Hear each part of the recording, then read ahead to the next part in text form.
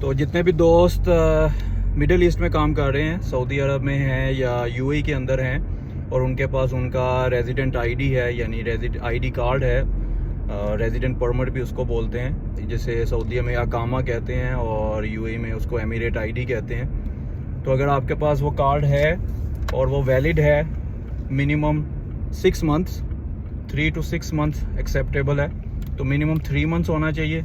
और कुछ कंट्रीज़ जैसे अज़रबैजान वगैरह है उनके लिए, या जॉर्डन के लिए 6 मंथ वैलिड होना चाहिए, इजिप्ट के लिए भी।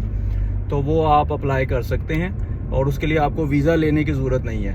आप ऑन अराइवल इजिप्ट में भी जॉर्डन में भी जाकर ऑन अराइवल आपको उसका वीज़ा मिल जाता है। इजिप्ट के अंदर जब आप जाएंगे तो एयरपोर्ट पे ही एक काउंटर है, उस काउंटर पे आपको उनका वीज़ा अप्लाई करेंगे। आई थिंक के $30 उसकी फ़ीस है, वो आप पे करेंगे तो एक स्टिकर जो है आपके